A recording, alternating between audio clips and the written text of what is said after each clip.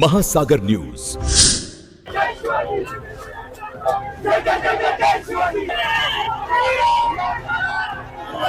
भगतसिंग कोश्यारी आपले राज्यपाल होते, त्यांनी काय तुलना केली होती छत्रपती शिवाजी महाराजांची? त्यांना तर तुम्ही त्यांचा सन्मान केला, त्यांना तर पद्मभूषण केलं वाटतं. आणि सगळ्यात महत्वाचं म्हणजे भाजप नेत्यांनी कान उघडून ऐकावं. टिपू सुलतानच्या हातामधल्या अंगठीमध्ये शिरामांचं नाव होतं, हे विसरू नका. कि टीपू की लाश के पास से उसके पास से अंगूठी निकली सोने की, उस पे क्या लिखा हुआ था? राम. देवेंद्र फडणवीस यांची तुलना मी औरंगजेबाशी केली तेव्हा ते म्हणाले मी त्यांना ओळखत नाही. याचा स्पष्ट स्वरूपाचा अर्थ आहे की त्यांना महाराष्ट्रामध्ये जे मूलभूत मुद्दे आहेत आणि दिल्ली राष्ट्रीय स्तरावर ज्या फाईलमध्ये बरंच काही लपलेलं आहे त्यापासून त्यांना इतरत्र लक्ष वेधण्याचं आहे. प्रत्येक बाबतीत जात आणणे, प्रत्येक बाबतीत धर्म आणणे हा भारतीय जनता पक्षाचा हा जुना फंड आहे. त्यांना लाज वाटली पाहिजे. टिपू सुलतान सारख्या नराधमाची तुलना छत्रपती शिवरायांशी करण्याचं जे त्यांनी काम केलेलं आहे अतिशय निंदनीय आहे. टिपू सुलतान आणि छत्रपती शिवरायांची तुलना केली याबद्दल त्यांनी माफी मागितली पाहिजे. हे कोणत्या शाळेत इतिहास शिकले याचं देखील संशोधन केलं पाहिजे. आणि हा जो नवा इतिहास हे लिहितायत हा इतिहास महाराष्ट्र खपवून घेणार नाही.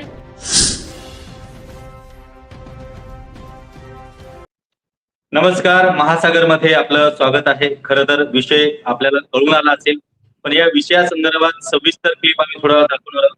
तत्पूर्वी आपण जाणून घेऊयात की आज आमचा हा महासागरच्या माध्यमातून थेट प्रसारण सुरू आहे. महाराष्ट्रातील जनता आपल्याला पाहत आहे. आपल्यासोबत या कार्यक्रमात सहभागी झाले आहेत विजय जावंदिया सर, जे खंबीर नेतृत्व म्हणून ओळखलं जातं. त्याबरोबर ते शेतकरी नेते आहेत. आणि सर, तुमचं आमच्या या कार्यक्रमात हार्दिक स्वागत आहे. नमस्कार सर. त्याच्यानंतर आमच्यासोबत जॉईन झाले आहेत वरिष्ठ पत्रकार तथा दैनिक महासागरचे निवासी संपादक प्राध्यापक जयंत महाजन सर. महाजन सर नाशिकवरून जॉईन झाले. सर, तुमचंही आमच्या या कार्यक्रमात स्वागत आहे. खरं तर थोड्याच वेळामध्ये वरिष्ठ पत्रकार तथा मुख्य संपादक दैनिक महासागरचे श्री जानक सर देखील सहभागी होणार आहेत. बघायला गेलं तर हा कार्यक्रम नक्की आहे काय, या कार्यक्रम घेण्यामागचा उद्देश काय आहे, हे पहिलं आपण जाणून घेऊयात आपल्या एका क्लिप मधून.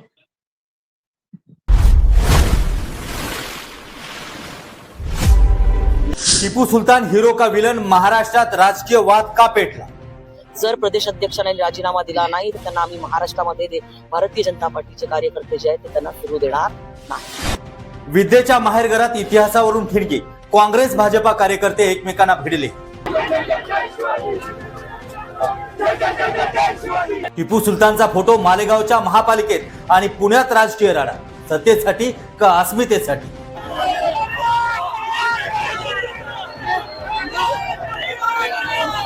राहुल गांधींची जनतेतील वाढती लोकप्रियता रोखण्यासाठी भाजपाचा नवा डाव का सकपाळांचं चुकलंय? त्यांना लाज वाटली पाहिजे. टिपू सुलतान सारख्या नराधमाची तुलना छत्रपती शिवरायांशी करण्याचं जे त्यांनी काम केलेलं आहे अतिशय निंदनीय आहे. इतिहासाच्या पानातून वर्तमानातील राजकारण ही पक्षाच्या अस्तित्वाचा मुद्दा. पुण्यात नेमकं घडलंय काय? नमस्कार, मी स्वप्नील दुधारे. आपण पाहताय महासागर न्यूज. मालेगाव महापालिकेच्या उपमहापौर कार्यालयात टिपू सुलतान यांचा फोटो लावण्यात आला आणि त्यानंतर महाराष्ट्रात राजकीय वादळ उठलं. व्हिडिओ सोशल मीडियावरती व्हायरल झाला. भाजपा आणि शिंदे शिवसेनेनं तीव्र आक्षेप घेतला आणि वातावरण तापलं. काँग्रेस प्रदेशाध्यक्ष हर्षवर्धन सकपाळ यांनी वक्तव्य केलंय की छत्रपती शिवाजी महाराज आणि टिपू सुलतान समकक्ष होते. या विधानानंतर राजकीय वाद आणखीन पेटला. राज्याचे मुख्यमंत्री देवेंद्र फडणवीस यांनी सकपाळ यांना जोरदार प्रत्युत्तर दिले आणि माफी मागण्याची मागणी केली. यानंतर राज्यभर आंदोलनाची ठिणगी पडली.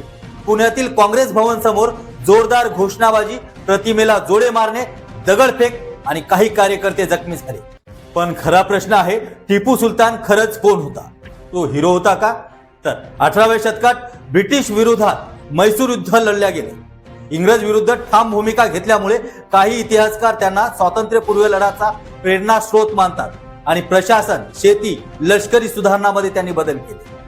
रॉकेट तंत्रज्ञानाचा वापर करणारे ते पहिले भारतीय शासक मानले गेले होते. तर आता ते विलन का ठरले गेले ते आपण पाहूया. काही इतिहास संशोधनानुसार त्यांच्या कारकिर्दीत काही भागात जबरदस्ती धर्मांतर आणि मंदिरांची तोडफोड झाल्याचा आरोप आहे. विशेषतः कर्नाटक आणि केरळमधील काही समुदाय त्यांच्याकडे संशयाने पाहतात. इतिहास की राजकारण, इतिहास अनेक अंगाने पाहावा लागतो. त्यामुळे एकाच व्यक्तीबद्दल दोन टोकाची मतं असू शकतात. टिपू सुलतान हे काहींसाठी इंग्रजाविरुद्ध लढणारे योद्धा आहेत, तर काहींसाठी ते धार्मिक अत्याचार करणारे शासक आहेत. मात्र आजच्या घडीला प्रश्न आहे, इतिहासाचा वापर राजकारणासाठी केला जातोय का? तर मंडळी, आजचा महासागरचा विषय आहे टिपू सुलतान हिरो होता का विलन आणि महाराष्ट्रातील राजकारण. बोलावं तर लागेलच.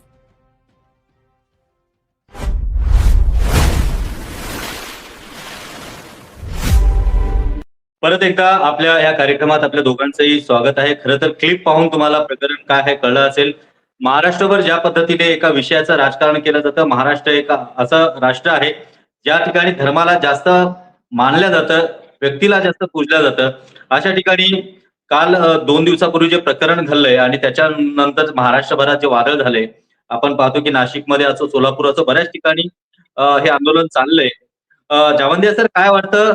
खरं तर एका कडेला स्थानिक प्रश्न आहेत, बेरोजगारीचे प्रश्न आहेत, शेतकऱ्यांचे प्रश्न आहेत. बऱ्याच ठिकाणी आपण पाहतो की महाराष्ट्रात काही दिवसापूर्वीच एक समिती गठन करण्यात आली आहे, जी शेतकऱ्यांच्या आत्महत्यावरती अभ्यास करण्यासाठी एक समिती गठन करण्यात आली आहे. पण महाराष्ट्रात प्रमुख जे मागण्या आहेत, प्रमुख ज्या गोष्टी आहेत त्याकडे लक्ष न देता अशा गोष्टीकडे लक्ष दिलं जातं. काय वाटतं? नाही बघा, मुख्यमंत्री काय म्हणतात आहे, शिवाजी महाराज त्यांचा जे उल्लेख करतात आहेत. शिवाजी महाराजांनी असं म्हटलं होतं की शेतकऱ्यांच्या भाजीच्या देठाला सुद्धा हात नाही लावला पाहिजे.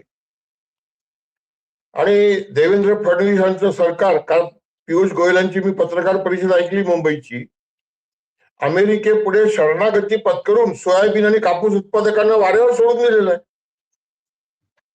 सोयाबीनचे भाव, कापसाचे भाव 500-600 रुपये प्रति क्विंटल पडले नुसत्या चर्चेनी, अमेरिकेच्या डीलनी. मग देवेंद्र फडणवीसांना शिवाजी महाराजांचं नाव घेण्याचा अधिकार कसा काय आहे हो? अच्छा, ते काय म्हणतात, नाही नाही असं काही झालेलं नाहीये. मी भाव सांगितले. आज जगाच्या बाजारात सोयाबीनचा भाव 4000 रुपये आहे, $10-11 प्रति बुशेल. कापसाचा भाव 70-72 सेंट 1 पाऊंड रुई आहे, म्हणजे 7-7.5 हजार रुपये क्विंटल. हे माझं म्हणणं खोटं आहे काय नाकारून द्यावं. याचा अर्थ काय आहे की निर्यात करूनही कापसाला भाव मिळणार नाहीये. तुम्ही डीडीएस, तिथली ड्राय डिस्टिलर, ते सगळी मक्याची आणतात. पहिलेच भारतातले मक्याची रेसिड्यू वापरून सोयाबीनच्या ढेपीचे भाव पाडलेत. पाशा पटेलांना विचारा ना देवेंद्र फडणवीसांनी, महाराष्ट्र कृषी मूल्य आयोगाच्या अध्यक्षांना.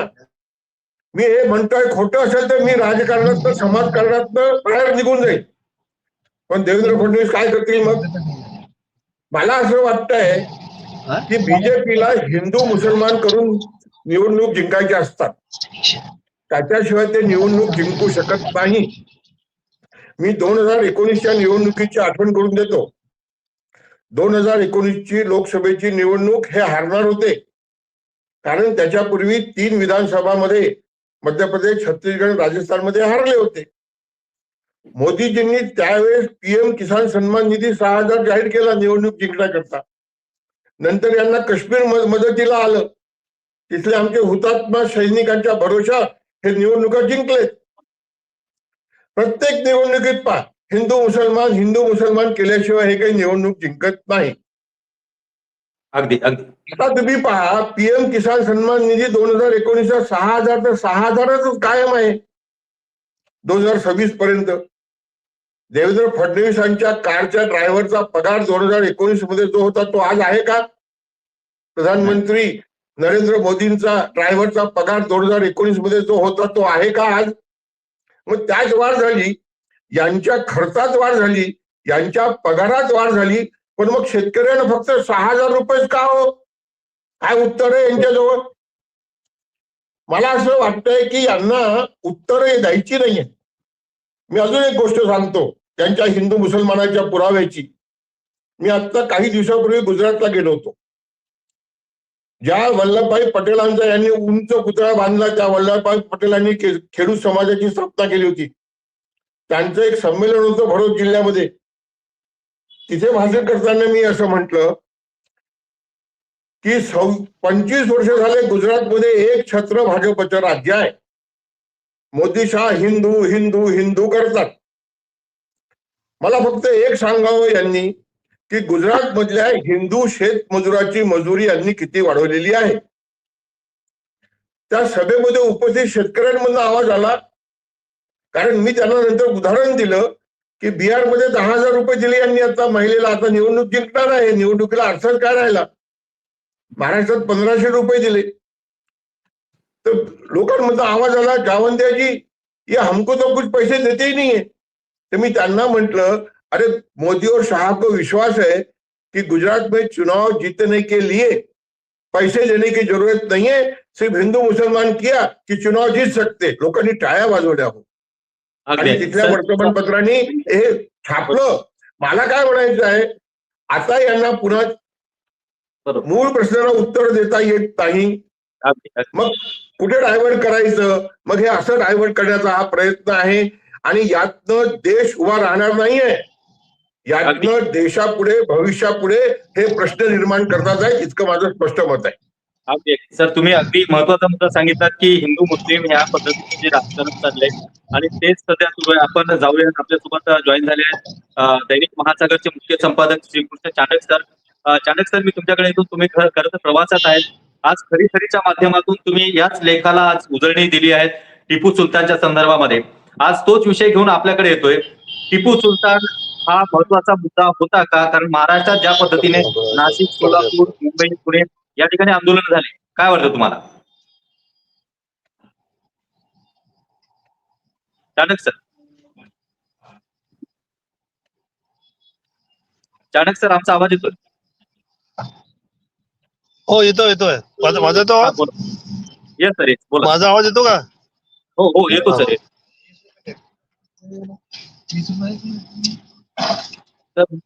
चाणक सर, मुद्दा तोच आहे. खरीखरीच्या माध्यमातून आज तुम्ही याच विषयाला हात घालतायत, काय सांगता? हो, प्रश्न असा आहे, समाजामध्ये अनेक मुद्दे आहेत. मी आधी त्यात लिहिल्या शेतकऱ्याचे मुद्दे आहेत, शेतकऱ्याच्या भावाचा प्रश्न आहे, जावंदे सर बोलले त्याबद्दल. त्यानंतर या लहान लहान गोष्टी करता कशाला आपण डोकं खराब करतो मला कळत नाही. याच्यामध्ये खरं म्हणजे ही नसती उठाठेव का केली यांनी, हे मी त्यांना विचारलं. शेतकऱ्यांचे म्हणा, काम करायचे म्हणा, कष्टकऱ्यांचे म्हणा, यांच्या महागाई वाढली आहे. उत्तर नाही. तुम्हाला आंदोलन करायचं याबद्दल करा.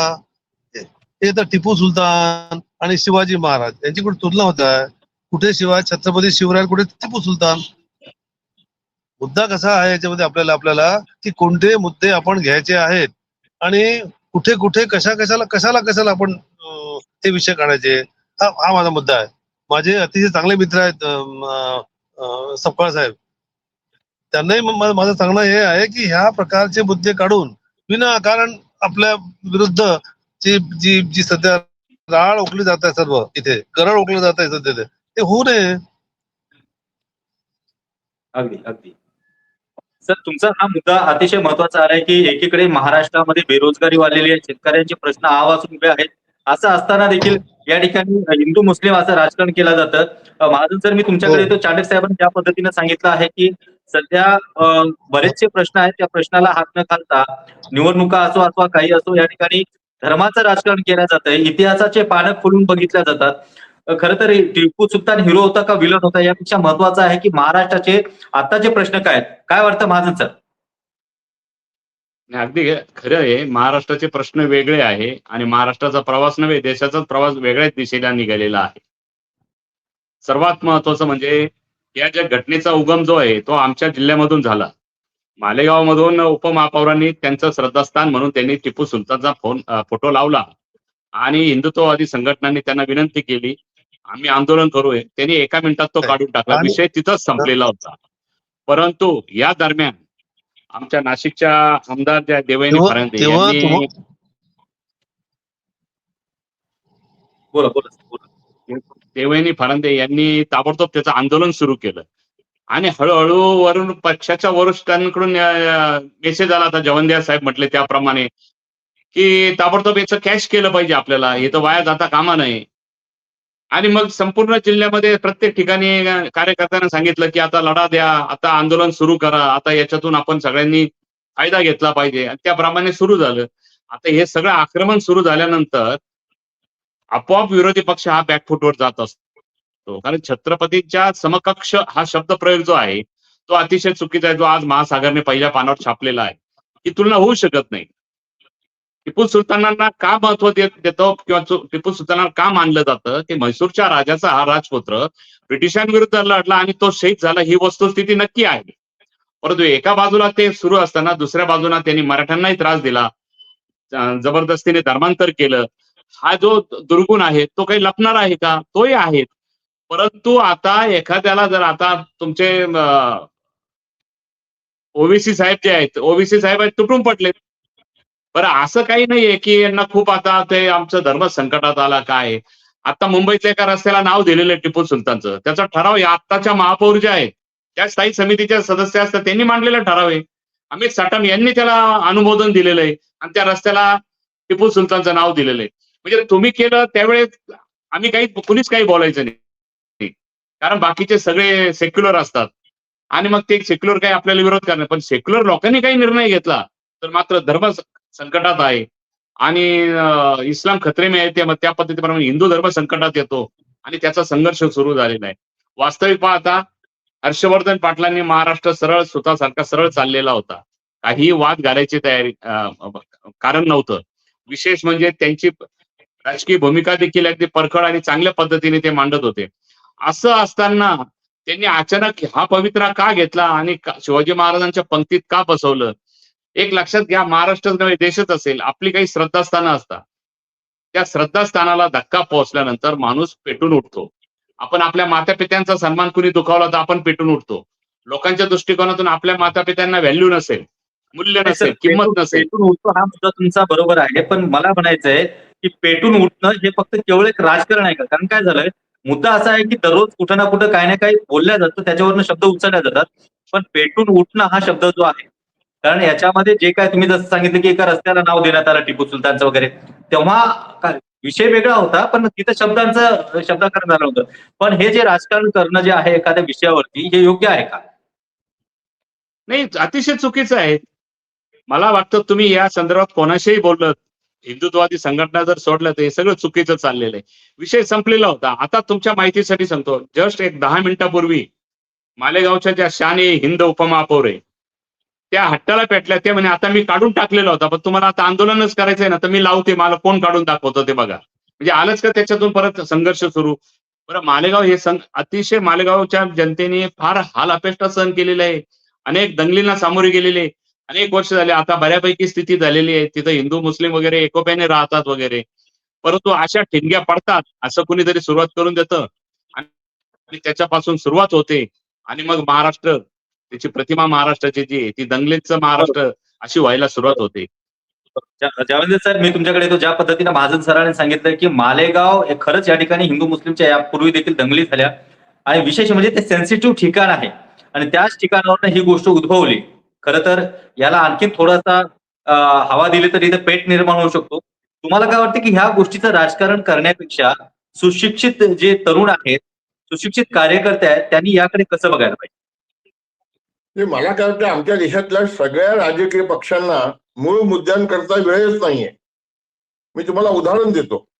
आता बघा, नरेंद्र मोदी साहेब कर्तव्य भवन, सेवा तीर्थ हे सगळं जाहीर करतात आहेत आणि काय म्हणतात आहेत की इंग्रजांच्या गुलामीतनं आपल्याला बाहेर निघायचंय.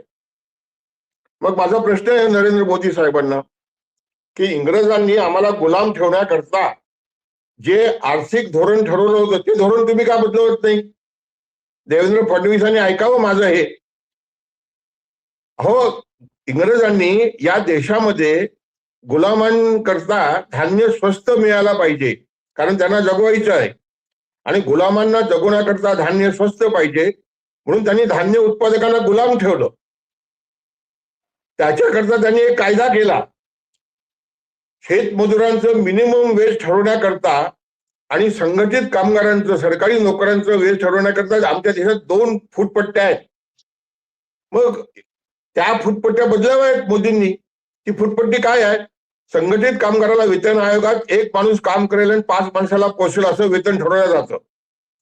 पण आतापर्यंत आजही 1 माणूस काम करेल आणि त्याला किती कॅलरी लागतात एवढंच त्याचं वेतन असतं. तो गुलामच आहे ना. मग हे बदलावा ना. आणि मग शेतमजुराला, असंघटित कामाला, माती गोट्याचं रस्त्यावर काम करणाऱ्या आमच्या भावा बहिणीला सगळ्यांना वेतन आयोगाच्या तुलनेत वेतन देणं, तेवढं नका देऊ.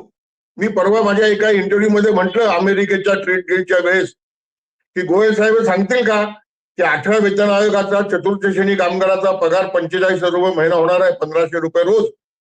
मग आम्हाला 800,000 रुपये मिळतील अशी व्यवस्था होईल का? मी महाराष्ट्राच्या कृषी मूल्य आयोगाच्या अध्यक्षांना पत्र लिहिलं की तुम्ही जे शेतीमालाचे भाव रिकमेंड करता त्याच्यात शेतमजुरांची मजुरी किती पकडता. मी आज हे सांगतो, याच्याकरता सांगतो की रोज युट्यूबवर येत आहे की मोदी सरकारने 2.5 ते 3 पट असंघटित कामगारांची मजुरी वाढवली. चांगली गोष्ट आहे, मी स्वागत करीन. पण मला देवेंद्र फडणवीस आणि मोदीजींनी सांगावं ना की कृषी मूल्य आयोगाने ती मजुरी हिशोबात घेऊन शेतीमालाची हमी किंमत जाहीर केली आहे आणि ती देण्याची जबाबदारी सरकारची आहे. याच्यावर हे बोलणार नाही. गोऱ्या इंग्रजाच्या गुलामीत जिंकण्याकरता कर्तव्य भवन, सेवा तीर्थ, अरे बापरे कसली सेवा बा मोदीजी. तुम्ही सेवा कोणाची करता? काँग्रेसनी अंबानीची केली, तुम्ही अडाणीची केली. असं जरी मग म्हटलं तर म्हणतील लहान तोंडी मोठा घास घेता. अरे बाबा, सत्तेपुढे शहाणपण चालत नाही हे आम्ही मान्य करतो. हे मी मनमोहन सिंगांसमोर वायफळलाही म्हटलं होतं, मनमोहन सिंगांसमोर वायफळलाही हे सांगितलं होतं आणि देवेंद्र फडणवीसांना सांगतो, मी काँग्रेसचा विरोध करणारा कार्यकर्ता आहे. अरे विदर्भात जनसंघाला भाजपला कोणी विचारत नव्हतं. शेतकरी संघटनेमुळे विदर्भात, महाराष्ट्रात काँग्रेसचा विरोध तयार झाला. हे सत्य नाकारता येईल का हो? मी देवेंद्र फडणवीसांच्या वडिलांचा कार्यकर्ता आहे. मी जनसंघाचा दादा जोशींबरोबरचा कार्यकर्ता आहे. पण वाईट वाटतं हो की या लोकांना सर्वसामान्यांचे प्रश्न सोडवायचे नाहीत. सत्तेत येण्याकरता जे जे करायचं आहे ते मोदी शहा व्यवस्थितपणे करतात आहेत. त्याला खत पाणी देवेंद्र फडणवीसांसारखे सैनिक देतात आहेत. पण दुर्भाग्य असं आहे की राहुल गांधी ज्या पद्धतीने काही प्रश्न उपस्थित करतो सर्वसामान्यांचे, त्याला साथ देणारे काँग्रेसमध्ये नाही आहेत. आणि काँग्रेस सुद्धा 60 वर्ष चुका केल्यात हे मान्य करून नवीन काय करायला पाहिजे आता अमेरिकेच्या ट्रेड डील मध्ये वगैरे ते स्पष्टपणे सांगून लोकांपुढे यायला तयार नाही आहेत. मला असं वाटतंय की या देशातल्या सर्व राजकीय पक्षांना फक्त पैशाचं राजकारण, सत्तेचं राजकारण कळतं आहे आणि त्याच्यामुळे एक नवीन गुलामी येते या देशामध्ये. 5 किलो फुकट धान्य घे, लाडकी बहिणीचे पैसे घे, 6,000 रुपये पीएम किसान सन्मान निधी घे आणि आमच्या गुलाम म्हणून आमच्या रस्त्यावर काम करायला ये. असंच जर राहिलं तर 10 वर्षात या देशामध्ये बाबासाहेब आंबेडकरच्या घटनेलाही काही अर्थ राहणार नाही. कारण ती घटना सांगत होती माणसाला माणसासारखा जगण्याचा अधिकार देणारी राजकीय, आर्थिक, सामाजिक व्यवस्था कुठे आहे? फुल्यांचे फक्त फोटो लावतात आणि फुल्यांना रोज मारतात. गांधींचा फोटो लावतात, मोदी गांधींच्या समाधीवर जातात, गांधींचं नाव घेतात, पण कधी रघुपती राघव राजा राम, पतित पावन सीताराम, ईश्वर अल्लाह तेले राम हे म्हणण्याची हिंमत दाखवतात का मोदीजी? मला असं वाटतंय साहेब, यांना काही घेणं देणं नाहीये देशाची. यांना घेणं देणं आहे फक्त सत्तेशी, पैशाची आणि सत्तेच्या ताकदीशी. त्याच्याकरता ते असंच जर चालत राहिलं तर हा देश स्वर्णभूमी कसा होणार हो, हा माझा प्रश्न आहे. तुम्ही खरं तर एक शेतकरी नेते आहात. खरं तर आपण पाहतोय की ज्या महत्वाच्या मुद्द्यांवरती प्रकाश टाकण्याऐवजी, महत्वाच्या मुद्द्यावरती लढा देण्याऐवजी महत्वाच्या मुद्द्याकडे दुर्लक्ष करून अशा पद्धतीचे आंदोलनं होत आहेत. खरं बघायला गेलं तर सर मुद्दा एकच येतो, मुद्दा एकच येतोय की महाजन सर, महत्वाचा मुद्दा एक येतोय आता की जवाहर सरांना काही काम असल्यामुळे ते हे झाले. यापूर्वी ज्या पद्धतीने आता बाळासाहेब थोरात यांनी देखील एक वक्तव्य केलं होतं की राज्यपाल कोश्यारी जे होते त्यांनी देखील शिवाजी महाराजांबद्दल वक्तव्य केलं होतं, तेव्हा भाजपा पेटून उठली नाही, त्यांना पद्मभूषण पुरस्कार दिला. आपण पाहूया ती क्लिप. रोल. भगतसिंग कोश्यारी आपले राज्यपाल होते, त्यांनी काय तुलना केली होती छत्रपती शिवाजी महाराजांची?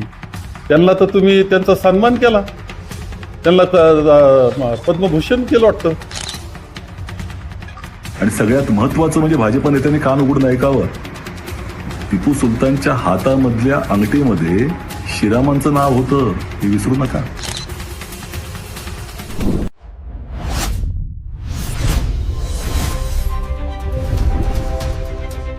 महासागर न्यूज. सर, ही क्लिप आपण पाहिली असेल, यातून एकच गोष्ट लक्षात येते की एका विषयाला टार्गेट केलं जात आहे. कारण असं नाही की सुरुवातीपासूनच भाजपाने जसं तुम्ही सांगितलं की टिपू सुलतान एक रोडला नाव दिलं, त्यासाठी सगळ्यांची संमती होती. पण टिपू सुलतानच्या ह्या वक्तव्याबद्दल भाजपा ज्या पद्धतीने पेटून उठली, त्यातून महाराष्ट्रामध्ये जे कार्यकर्ते निष्पाप आहेत, जे काही आहेत, त्यांच्यावरती काही केसेस झाल्या. काल पुण्यामध्ये देखील दोन्ही कार्यकर्त्यांवरती केसेस झाल्या. पण एक धार्मिक युद्ध, धार्मिक मुद्द्याला धरून महाराष्ट्र पेटून देणं हे खरंच शोभते का? अतिशय चुकीच्या घटना सुरू झालेल्या आहे ना, हा घटनाक्रम थांबला पाहिजे. खरं म्हणजे तर आता विरोधी पक्ष गलितगात्र झाल्यासारखा वाटतोय. ज्या दिवशी कोश्यारींना पद्मश्री पद्मभूषण काय पुरस्कार मिळाला, ज्या माणसाने महात्मा फुले आणि सावित्रीबाई फुलेचं अवमानकारक वक्तव्य केलं, ज्या माणसाने छत्रपती शिवाजी महाराजांचा अवमान केला, त्याच वेळी महाराष्ट्रामध्ये जर आता या पद्धतीने आंदोलनं सुरू जर झाली असती तर कदाचित संदेश गेला असता की काय चाललंय. परंतु आता काय म्हटलं माहिती का, झाली गेली घटना गेली, संपलं. काही काळ आता 2-3 दिवस चाललेले, त्याच्यानंतर टिपू सुलतान हा विषय बाजूला पडून नवीन काहीतरी आहेच द्यायला. पण यांच्याकडे खाद्य द्यायला इतके माणसं आहेत ना, इतके राजकीय नेते का, वादग्रस्त राजकीय नेत्यांची फळीच तयार केलेली भाजपने. तुम्ही बोला आणि काय गोंधळ होतो बघूया आपण काय काही. आणि विरोधकांकडून काही उत्तर आलं का त्याचं भांडवल करायचं आणि त्या भांडवलावर आधारित आपली राज्य सत्ता कायम कशी राहील, त्याचे बेनिफिट्स कसे मिळतील. आता किती लोकांना टिपू सुलतानचा इतिहास माहिती आहे हो. 24 मुलं होते टिपू सुलतानला, त्यात काहीतरी 18 का 19 मुलं, बाकीच्या मुली होत्या. आता हा ज्या निजामाच्या राजपुत्र म्हणून आला, निजामाचं निधन झाल्यानंतर गेला, हा अतिशय क्रूर आणि रानटी होता, अतिशय रानटी होता, क्रूर आणि घातकी पण होता. ज्याच्याशी तह करायचा, त्याच्यानंतर त्याची फसवणूक करायचा. आणि आपण मुघलांच्या इतिहासामध्ये हे सगळं पाहिलेलं आहे. पण ठीक आहे, काय आहे तो इतिहास आहे, तो इतिहास काही आपल्याला बदलवता येत नाही. जो इतिहास आहे तो समाजापुढे आहे. पण आता इतिहासाला धरून चालणार नाही. आमचे मूलभूत प्रश्न काय, रोटी कपडा और मकान. बेरोजगारांना रोजगार मिळत नाही, शेतकऱ्यांना त्यांना पाहिजे तो भाव मिळत नाही, शेतमजुरांना भाव मिळत नाही, कामगार देशातले सगळे आंदोलन करतात, त्या बाबतीत काही नाही. आणि भारत बंद करून पाहिला, कोणता भारत बंद झाला सांगा बरं मला. तुम्ही ज्या भागात राहता विचारा करा, भारत बंद झाला का त्या दिवशी? हे काही प्रकार होते. यांनी सत्तेच्या बळावर अशा पद्धतीचं गारुड निर्माण केलं आहे की लोकांचं मूलभूत गरजा ज्या आहेत आपल्या काय आहेत, मूलभूत प्रश्न काय, हेच लोक विसरून गेलेले. म्हणून मला एक हिटलरच्या एक कथेमध्ये एक सांगितलं जातं की हिटलर त्या मुंगळ्याचा एक पाय तोडतो आणि त्याला जमिनीवर सोडतो आणि सगळे पाय तोडून टाकल्यानंतर त्या मुंगळ्याला जाता येत नाही, त्यावेळी त्याच्या पुढे साखर टाकतो आणि तो मुंगळा आनंदाने साखर खातो. त्याला वाटतं हा माणूस खूप दयाळू आहे काय. तशी भारतीय नागरिकांची अवस्था झालेली. तुला याच्यावर रेशनवर हे फुकट मिळेल, तुला त्याच्यावर ते फुकट मिळेल, लाडक्या बहिणीला हे मिळेल, लाडक्या भावाला ते मिळेल, अमुक केलं का त्याला हे मिळेल, तीर्थयात्रे झाले का तुम्हाला अनुदान मिळेल, मक्केला चालले का तुम्हाला अनुदान मिळेल, वेगवेगळ्या धर्माला तुम्हाला हे अनुदान, तुम्हाला मंदिराला ते. कोणता निधी आणि बघा तुम्ही महाराष्ट्र सरकारचा निधी कुठे जात आहे.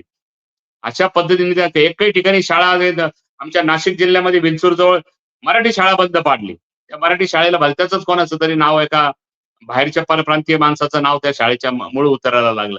लोकांनी करावं काय? लोकांच्या जीवन मरणाचे जे प्रश्न आहे ते प्रश्न पूर्णपणे समोर येणार नाही याची काळजी सत्ताधाऱ्यांनी घेतलेली आहे. म्हणून त्यांच्या दृष्टिकोनातून टिपू सुलतान हा विषय सतत पेटत राहिला पाहिजे असं त्यांना वाटतं. अगदी सर, महत्वाच्या मुद्द्यावरती तुम्ही आज प्रकाश टाकला. खरं तर टिपू सुलतान हे विषय 2 ते 3 दिवसामध्ये संपून जाईल आणि परत एक दुसरा विषय उदयास येईल. बघायला गेलं तर या विषयाकडे कमीत कमी महाराष्ट्रातील जनतेने, महाराष्ट्रातील तरुणांनी, महाराष्ट्रातील कार्यकर्त्यांनी डोळे उघडून पाहावं आणि अशा विषयाला किती प्राधान्य द्यायला पाहिजे हे देखील पाहावं. कारण आपण पाहतोय की आज एका कडेला ज्या पद्धतीने भाजपा टिपू सुलतानच्या फोटोवरती लावल्यानंतर ज्या पद्धतीच्या टीका झाल्या. खरं तर सर, तुम्ही नाशिक मधून आहात, तुमच्याच परिसरातले हे मालेगाव भाग आहे, जिथून तो फोटो काढण्यात आला तरी देखील महाराष्ट्र एका ठिकाणी पेटवण्यात आला. महाराष्ट्राने जागृत होणं महत्वाचं आहे की धर्माचं राजकारण, जातीचं राजकारण हे खरंच होतंय का, आणि हे राजकारण होत असेल तर महाराष्ट्राने जागृत होऊन त्या गोष्टीकडे दुर्लक्ष करायला पाहिजे. कारण प्रत्येकाला आज आपल्या भविष्याची चिंता लागलेली आहे, तरुणांना आज रोजगाराची चिंता लागली आहे, शेतकऱ्याला आपला पिकाचा माल जे आहे त्याला बाजारभाव मिळतो का याची चिंता लागली आहे.